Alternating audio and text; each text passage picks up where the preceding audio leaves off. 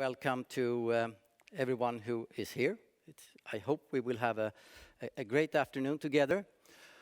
We have a packed schedule this afternoon, so I think we'll kickstart it by inviting Iqbal Hussain, who is Senior Counsel at Johnson & Johnson Innovation, to present a little bit about what they're doing and I presume also about our collaboration, the collaboration between Karolinska and Johnson & Johnson. So welcome, Iqbal. Thank you. Thank you, everyone. Good afternoon. Firstly, I'd like to start off by saying that it's a real privilege and honor to be here and to have this opportunity to talk to you all. And the reason it's a great privilege and honor is because 2016 started off for me in quite a difficult manner. Initially, I lost my grandmother to a long-term illness. I lost a very close friend of mine who is only 35 years old to a heart condition. And one of my uncles has been diagnosed with dementia. But at the same time, 2016 started off with a bit of hope. And that is that my mother suffered from lymphoma about 5 years ago. And it was earlier on in this year when she went for her regular routine checkups that she was not only in remission, but the doctor decided that she can be discharged. And one of the reasons I stand here today is because that gave me hope. And when I look out into this crowd, I see hope. I see hope because the people that I'm speaking to are people who participate in industry that is doing phenomenal things for patients around the world. And anything that I can do to help people that are doing such work, I see as a complete pleasure and honor. So in terms of today's talk, I want to just briefly talk about companies and company exits. Now, I know many of you here have got companies in the Karolinska Science Park and elsewhere. And hopefully this is a topic that is close to many of your hearts. And I hope to spend the next few minutes just to talk about that and hopefully enable you to get into a mindset about what the future holds. So the first thing first, the decision to exit. From my perspective, this quote here from Edward Lampert really summarizes the real first thing that you need to think about, which is the entrance strategy is actually more important than the exit strategy. Now, I can't comment on what Edward thought about when he was putting this quote together, but from my perspective, what's important here is in order to really get an exit, you need to have something that is really appealing to your buyer. Your end buyer could be a pharmaceutical, it could be a venture fund, in order to make it really entertaining and to allow you to get that exit, you really have to have the right asset in the first place. You really have to think about, okay, so what is it that I have that will be appealing to these people ultimately? And what I have, is it something that's commercially viable? So from that sense, if you get your starting right, your end should naturally follow. The second thing I want to talk about is that divestiture or exit is a natural part of a business life cycle. So a lot of times, when we're in academia or have just been focused on, doing our PhDs, etc., and have just started a company with a thought process of, let's see where we get to, I think a lot of people don't always envisage what the end goal is, and certainly for young startup companies, the amount of money it takes to actually progress assets, the natural end point is one that actually is the beginning point for the next partner to take it on. It's almost like a relay in a race. You take the baton to a certain stage and you pass it on. So just be of the mindset that divestiture is a very natural part of the business life cycle. In order to get an exit, I think one of the key criteria is that you need to have internal alignment amongst your partners, amongst your investors, your board, as to what is our ultimate endpoint? What is the point at which we want to try and find a partner to take this forward. So having that whole internal alignment means that you can all move forward together without disruption going forward. The next thing is preparing early to minimize risk of failed transaction. So again, exit is not something that you start off a company and then you just think about, in 5 years' time, 3 years' time, etc. Exits can come at any time. If you have a really exciting asset, we've experienced at Johnson Johnson companies where essentially, there's been an asset, it's just gone from academia into the hands of a partner, and within 12 months, a big farm company has snapped it up.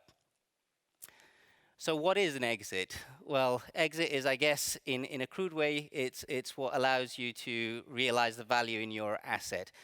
And, whatever currency you want, and if you want to be overnight billionaires, I guess you could ask for the exit proceeds to be in yen as well. Now, there are different types of exits. So an IPO, initial public offering. Now, IPOs, a lot of times when you think about it, you always think about the big stock markets out there, like the LSE, NASDAQ, etc.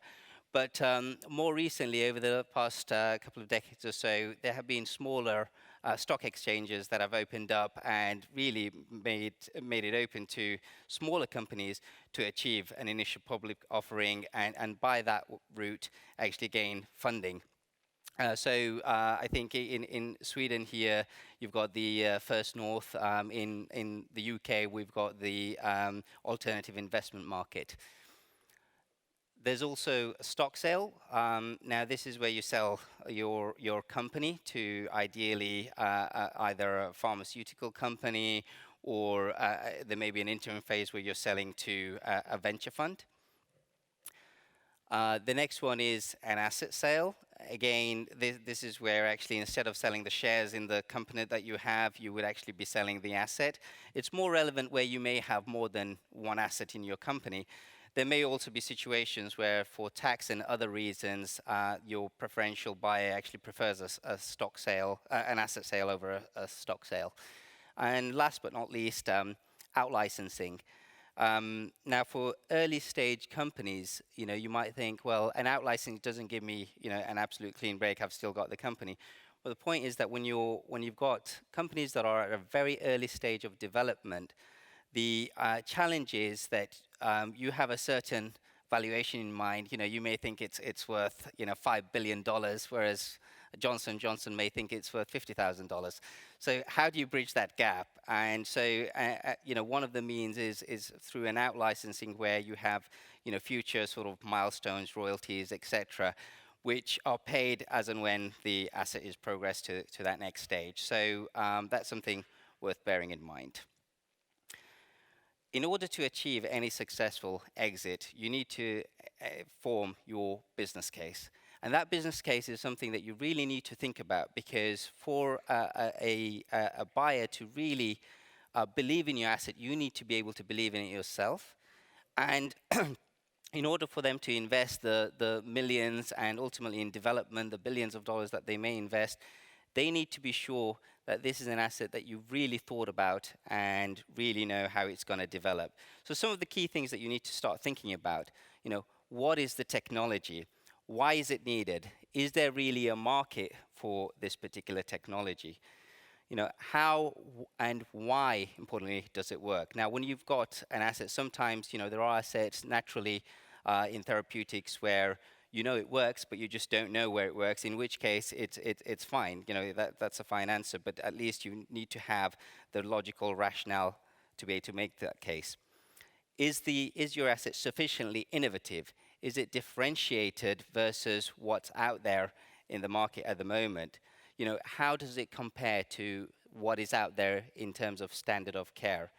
If you think about it, this is an industry where firstly, not only are you selling to your company, but your buyer will have to also sell it to, whether it's the NHS in the UK or other healthcare bodies and to independent organizations.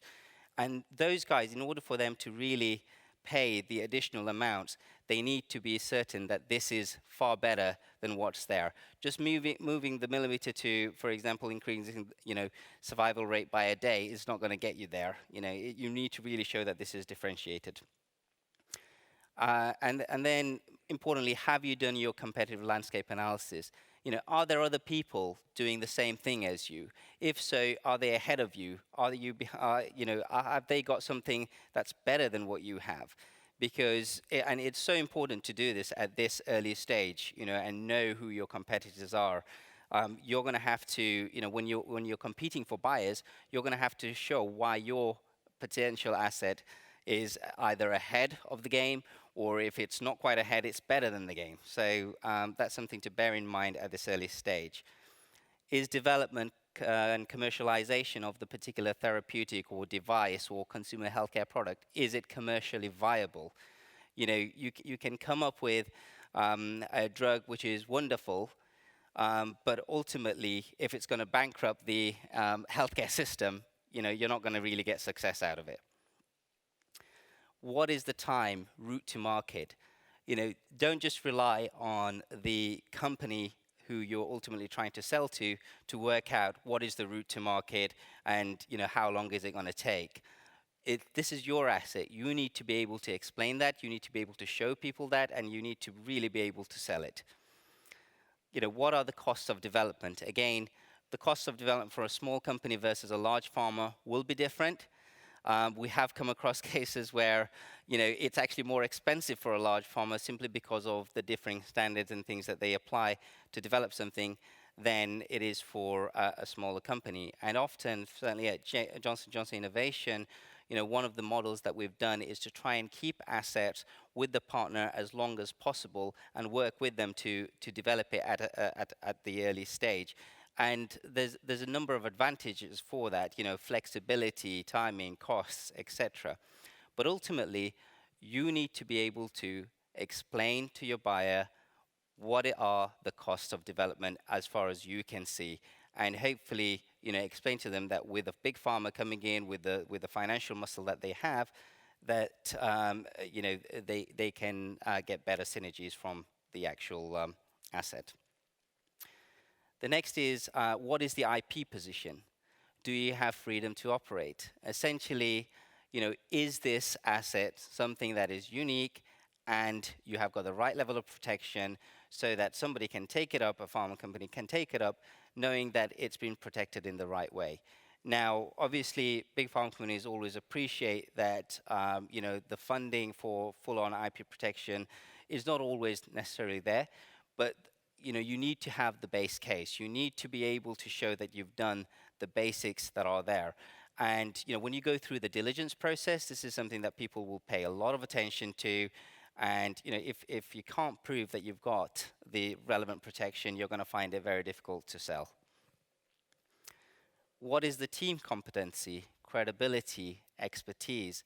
A lot of time when you're talking about stock sales, people are not just buying into the particular asset, they're buying into the expertise, the know-how of the individuals involved.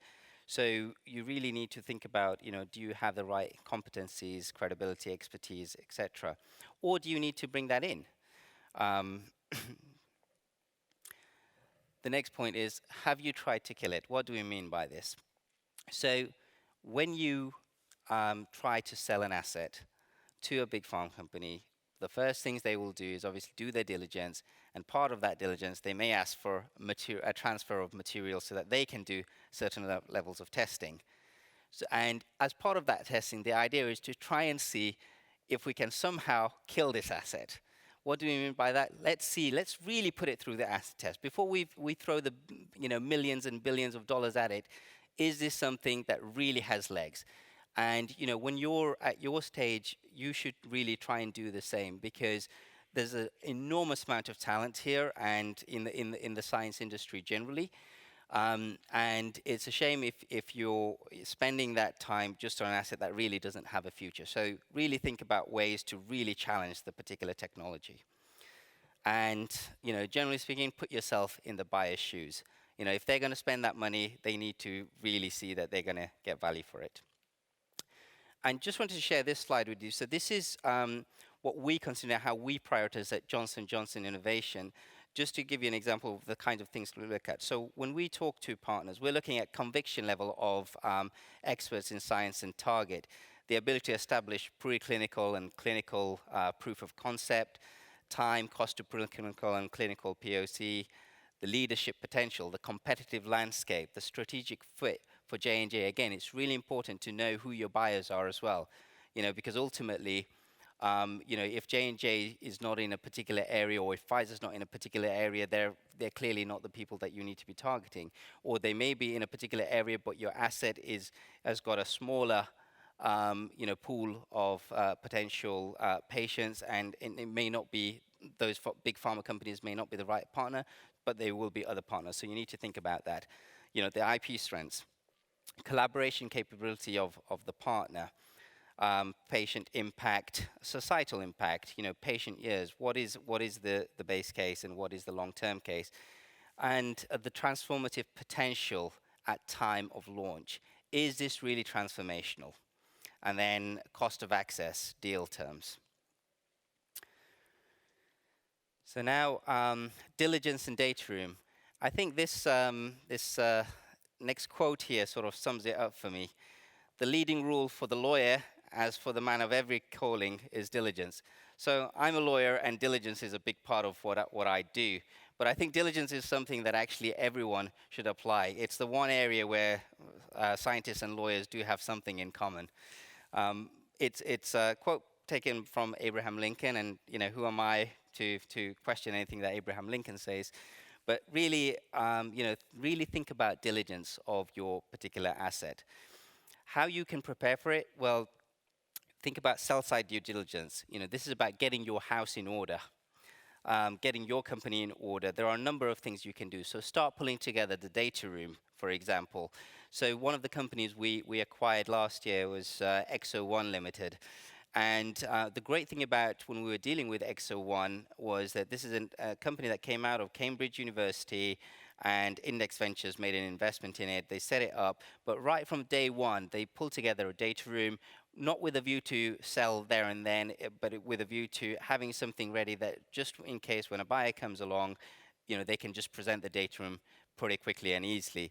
It was great for us because we didn't have to produce a great list of questions and wait for months before we get answers to everything. It was there ready to go.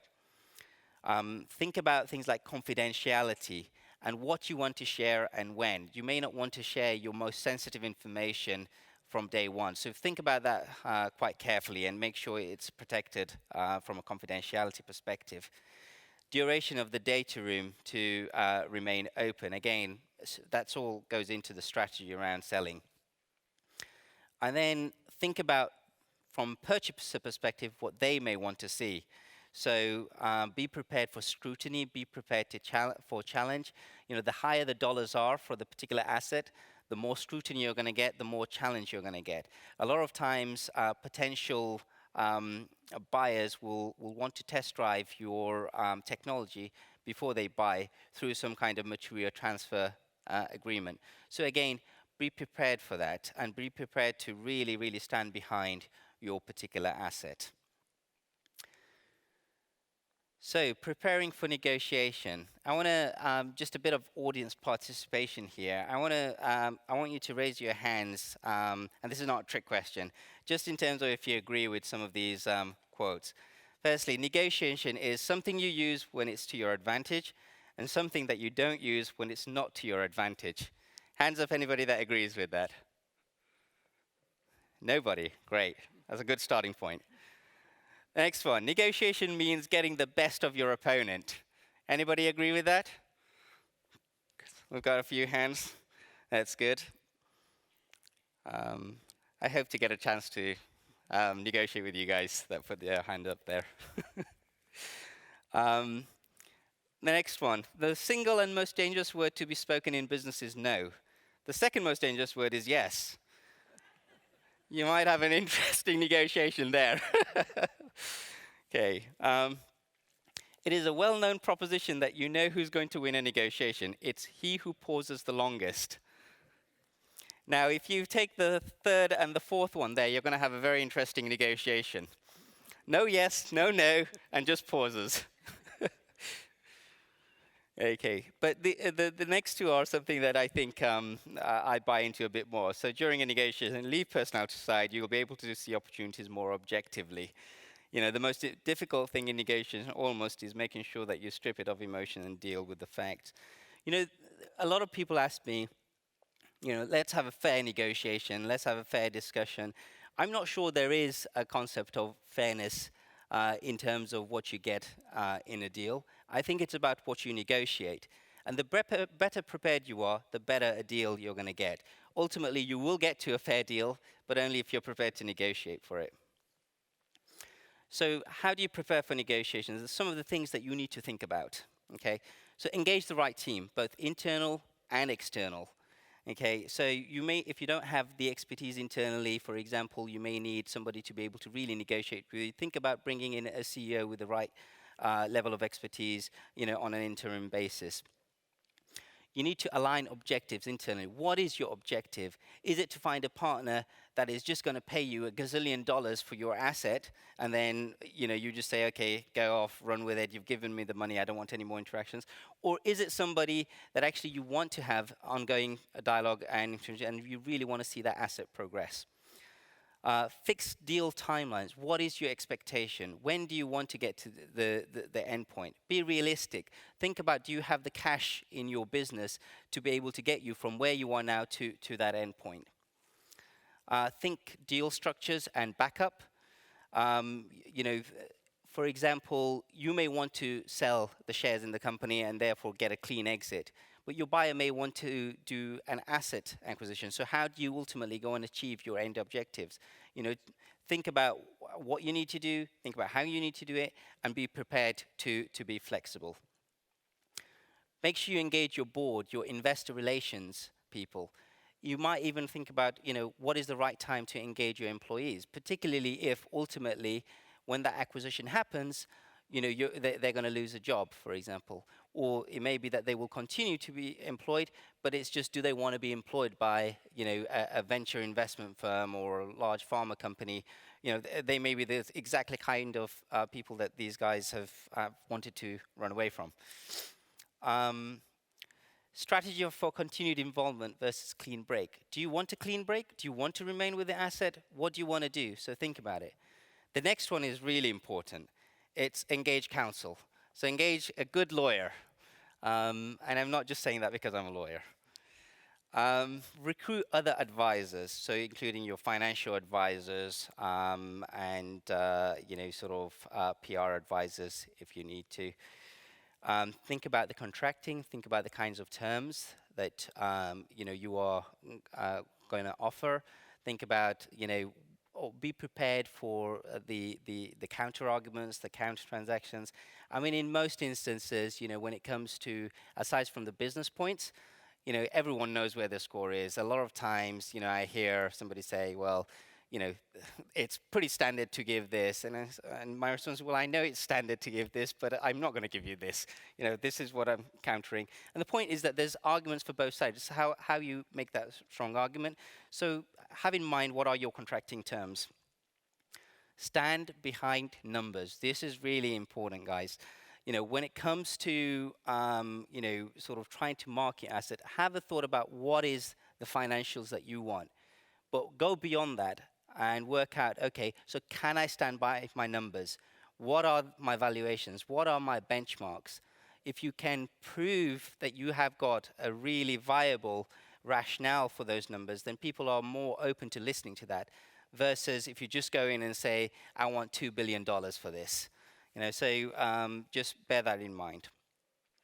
And then just think about the classic, what are the warranties, what are the disclosures you're going to have to make.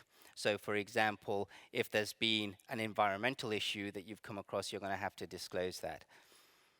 And I've already talked about building data rooms.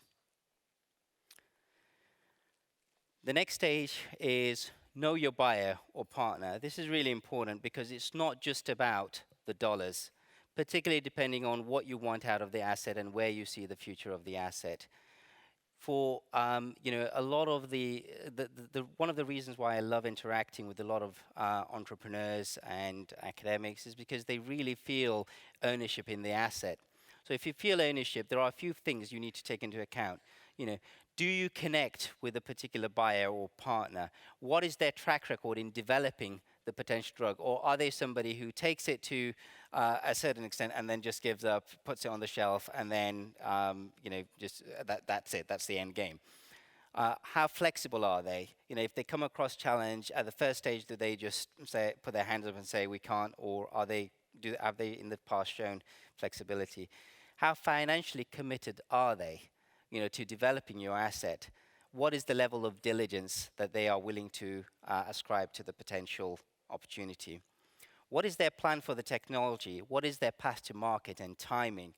These are all legitimate questions, and you need to ask them that, and you need to be comfortable that they are giving you the answers that you need and that they are committed to delivering on those. What priority are they giving to this?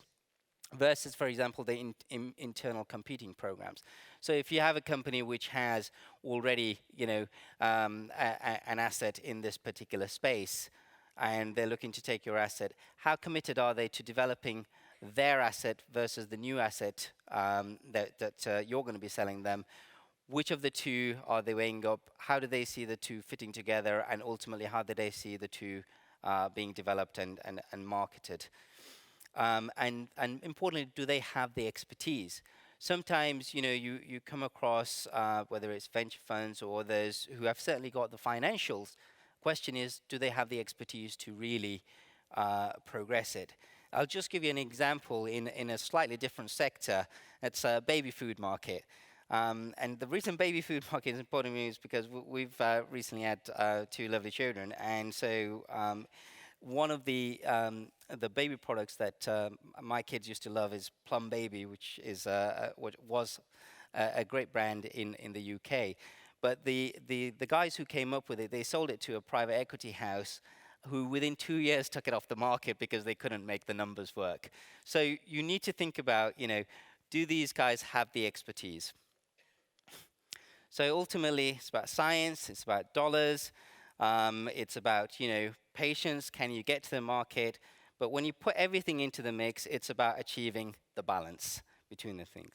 And just remember, this is your asset, okay? It's your technology. Take ownership. You need to find the right partner to take it forward.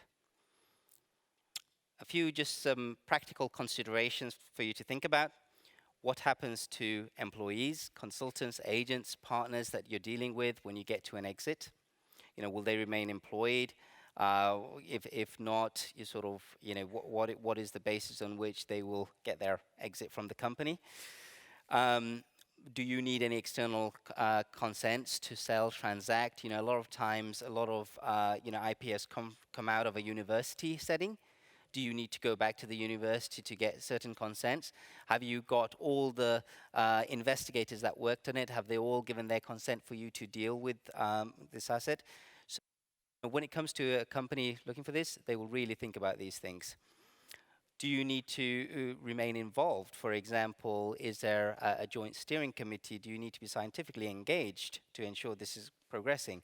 Are there transitional services that need to be put in place? Do you need to remain involved for a shorter period of time? Do you have a consultant that you've engaged that actually you now have to convince to remain involved with the company for the duration of the next 6 months?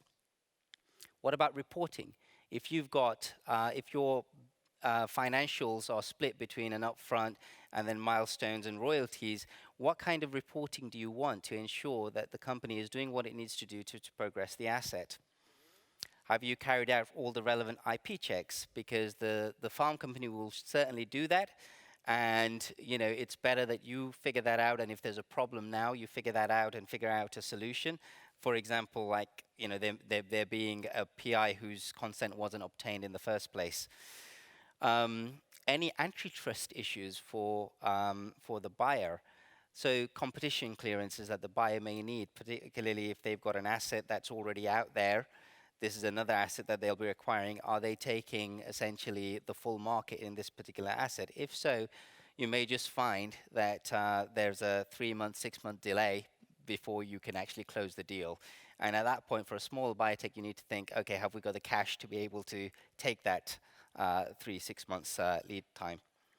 Think about tax, what works best for you, what works best for partner, and obviously the financials. Okay, and then think about the messaging out to the public in terms of, sort of how this deal is going to be announced. Are the financials going to be announced? Are they not going to be announced? What is the most positive way to announce the message? So that leads me to the end of the actual main presentation. I do have a couple of other slides that I want to share with you, but just before that, I guess just open up for any questions.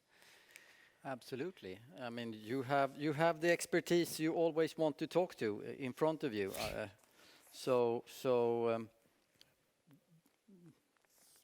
Iqbal is open for questions.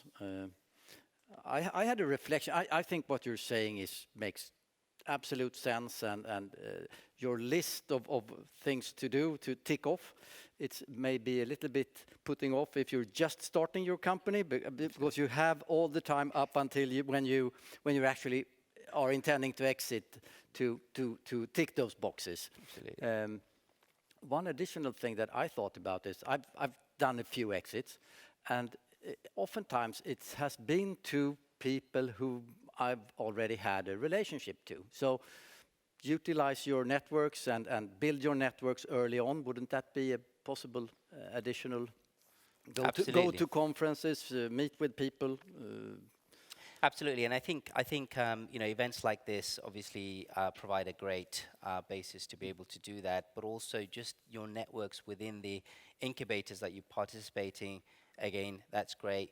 Go to other industry events that are made available, and the European ecosystem is one that I think has been playing catch up for a long time with the US ecosystem, and I guess we were discussing this earlier on. But now the opportunities are increasing, the finance available are increasing, and hopefully this is a road up, and there will be more and more of these opportunities. So really take these opportunities. You will get so much intel, so much information from all of this, and you may even bump into somebody who is genuinely interested in your asset and will want to monitor it and engage with you. So do take those opportunities. Thank you. Can I just share a couple more slides? Yes. Yeah. So just in terms of Johnson & Johnson innovation, for those that don't know, so we've got 4 innovation centers. So London is one of them, and we've got one in Shanghai, one on the East Coast, one on the West Coast. And as Marit said earlier on, we've got a collaboration with the Karolinska Science Park, and hopefully through that we'll get an opportunity to talk to many of you. Just to give you some idea of what we've done in the past 3 years since we've launched in London. So we've explored over 5,000 opportunities. More than 300 collaborations have been established in the last 3 years, including 2 or 3 with Karolinska. And we've done various different things, including we have our own sort of incubation model. We've recently just launched one in Beersen in Belgium, where we have our own R&D sites. We also look at sort of venture funding. We've got our own venture arm as well, and we've got various development opportunities. So one of my colleagues, Anna just waved. She sits here, spends half of her time here. So anybody that's interested in talking to Johnson & Johnson, please do feel free to reach out to Anna. And then last but not least, I'll finish off with this. A big thank you. This is a quote I got from one of your esteemed actresses. In Sweden, everybody has this perfect surface. Everyone's very polite and controls their feelings. So thank you very much for having your patience, and hopefully that was helpful. Thank you, Iqbal.